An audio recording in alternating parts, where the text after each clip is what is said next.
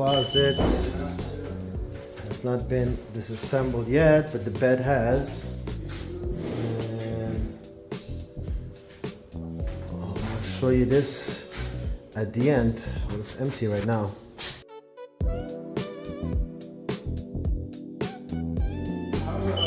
So we're gonna finish these floors.